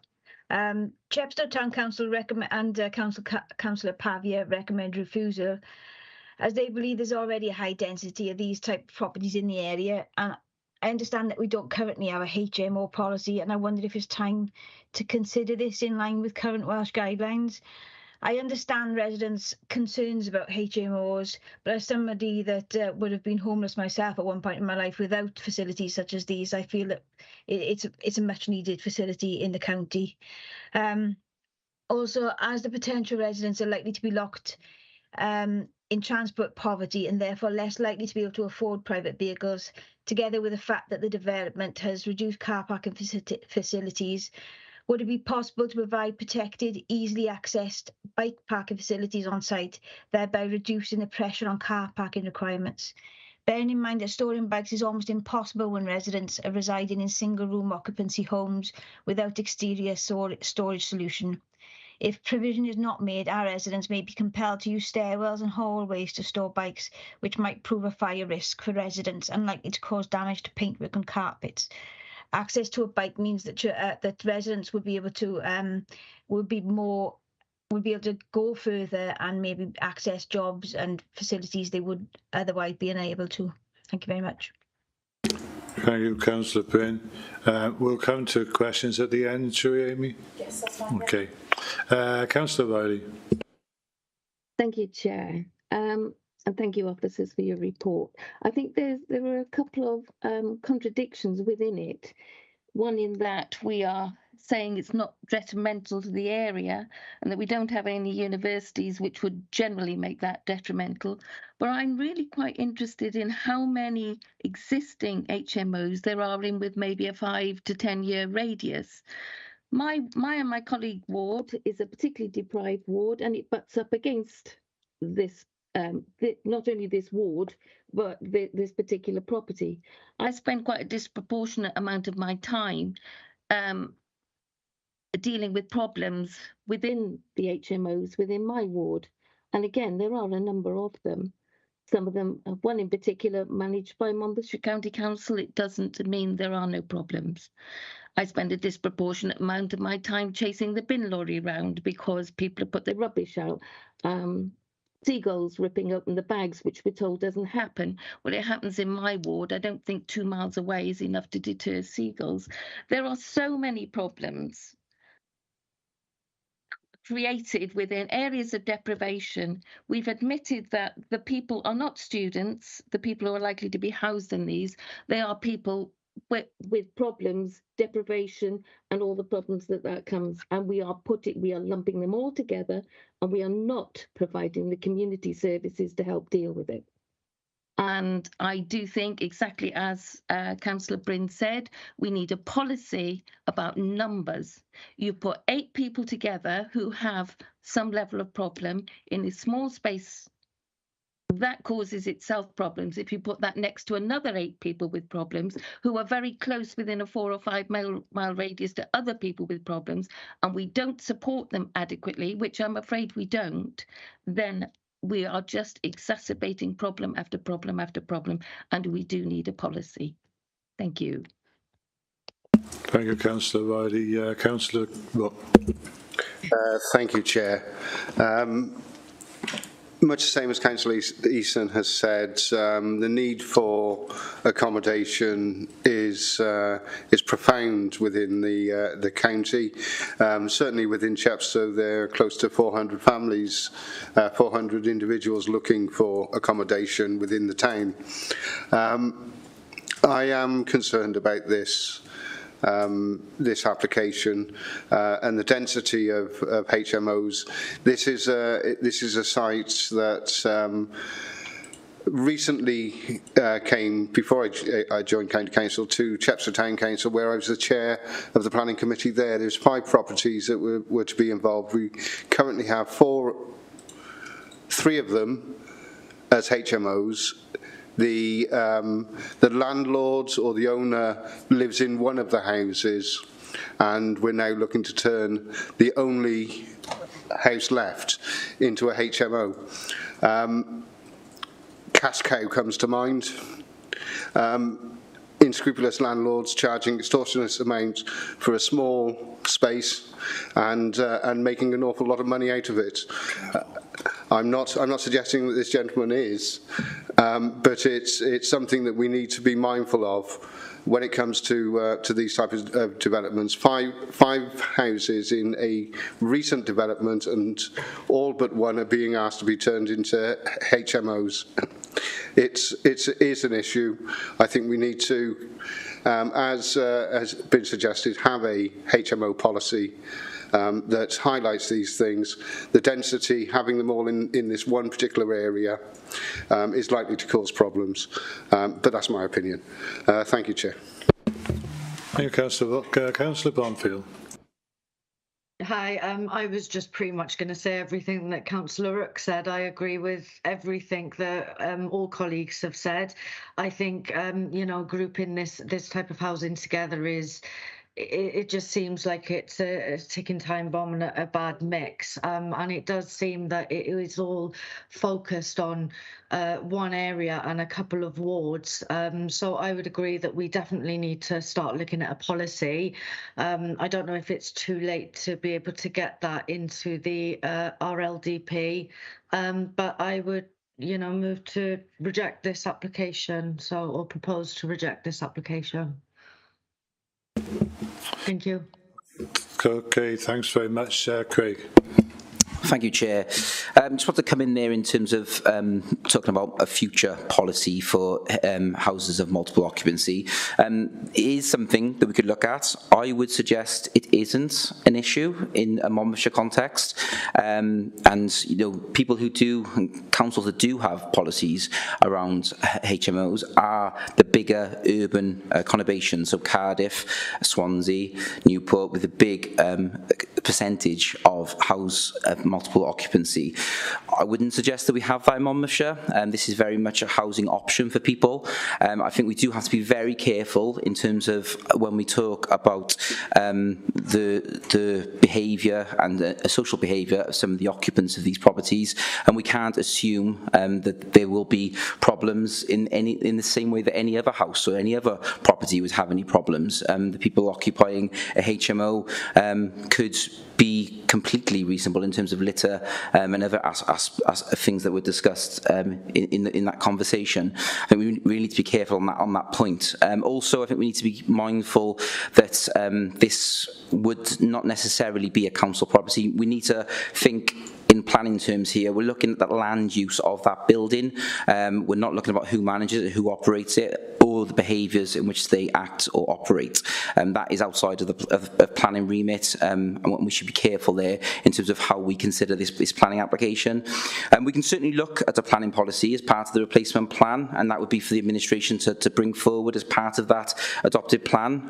As I said, I wouldn't personally advocate for that in terms of I think we have more significant issues with regards to affordable housing and other environmental issues within the council.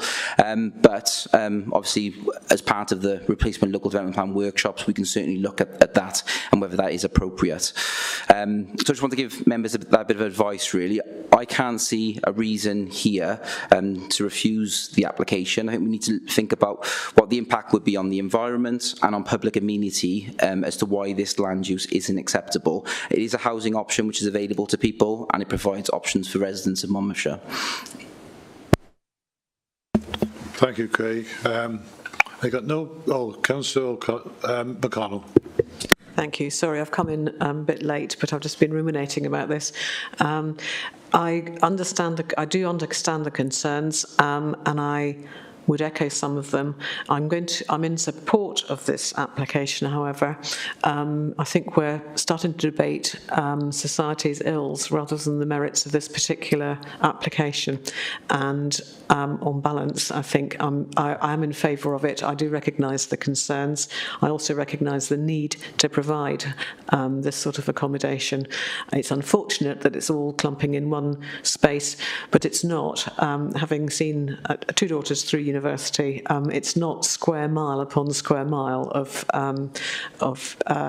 HMOs, which is where these policies tend to, where government policies tend to come into place. So, in essence, I am in favour of this application. Thank you.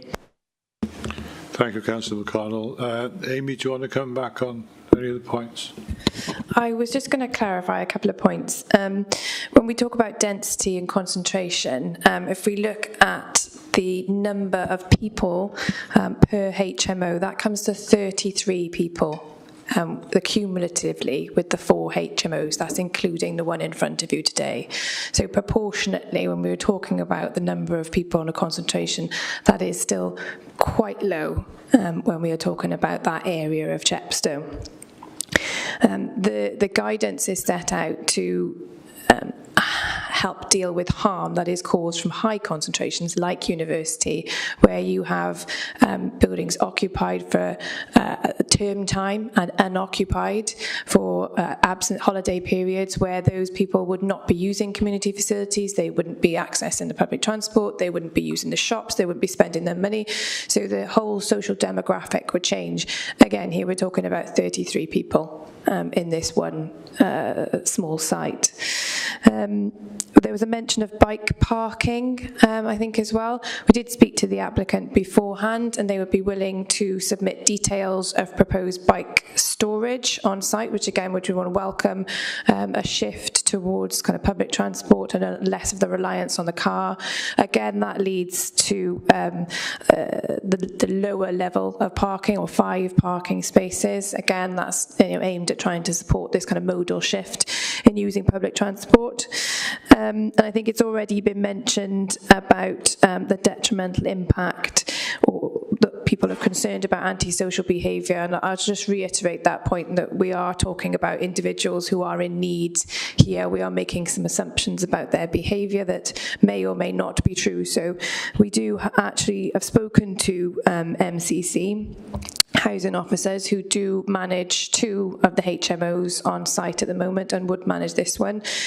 It could be a private unit, a private management, as Craig has said, but in this case, at the moment, it is proposed to be managed by MCC. There are very few problems with the current arrangements, and they are managed quite efficiently, and I'm sure that another private landlord or manager would still maintain those. And there is a family already in need identified for this property. So I think its terms comes back to one of the points that were made early on, that this is about balance, and it's about harm, and it's about making sure that we are providing for different needs for our society, essentially. But I hope that answers all the questions. Was there anything else I've missed? Don't think so. No, that looks good. And as you stressed, we are looking at land use here. We're not here to make any moral judgment about who's likely to be in there. Councillor Riley, you come back up. I was just going to ask a question about that one particular point where you said there is a family in need. So we're not just looking at individuals. You would put a family into that situation too. How many in one room would we be looking at? It's up to 8 individuals within the current application. So that would be 8 people within that property. Right, so that would not be more than 1 to a room then? No.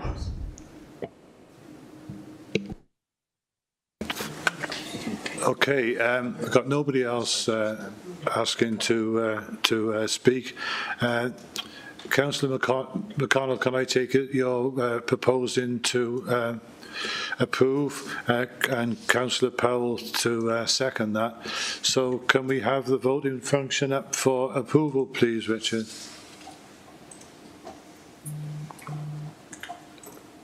So can everybody vote now, please?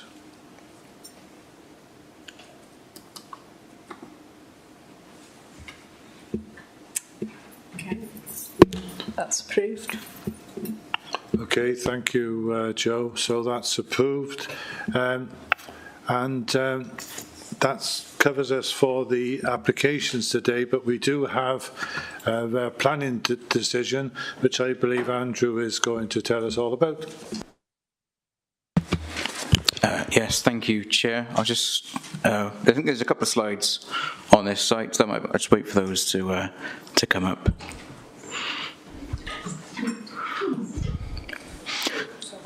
Oh, thanks, Amy.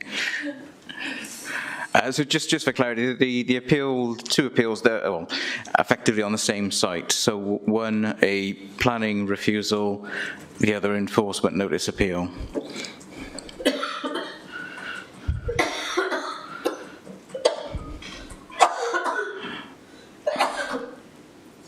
Okay, great. So yeah, the site is located along 5 lanes in the Cowent ward. So the planning refusal was against an application for an equestrian use that included amended access, a menage, a stable block, and other associated storage buildings. So this was refused on 3 reasons. Crucially, one of those reasons was in respect of the sufficient detail and accuracy of the drawings. And it's really this point that the inspector picked up on in dismissing the appeal, stating that it's not something that they could consider via condition, and that the submitted plans lack the detail and clarity to be able to make a proper informed assessment. And so that planning appeal was dismissed. Both appeals were subject to an application for costs. In respect to the planning appeal, that was dismissed. Turning to the enforcement notice, which covered the various buildings, and I think you see in the photograph there that were on the site.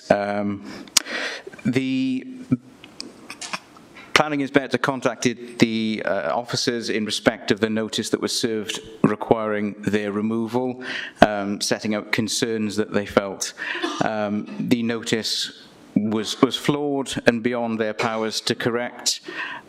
We sought advice from colleagues in our legal department, and their Pedro's view was quite clear, so we followed that advice, and that notice was withdrawn. However, the appeal for costs or application for costs associated with that unfortunately was allowed. So the appellant has, as per the inspector's decision, submitted details of what those costs will be, and that is in an ongoing process of discussion and review. So that hasn't been finalised yet, but that is ongoing. So you know, it's regrettable that that decision was taken to award the full costs for the enforcement notice appeal. But yeah, we will continue those conversations with the appellant's agent on those. Okay, thanks, Andrew. And that concludes the business for today. Thank you very much, everybody. Thank you, Chair. Thank you.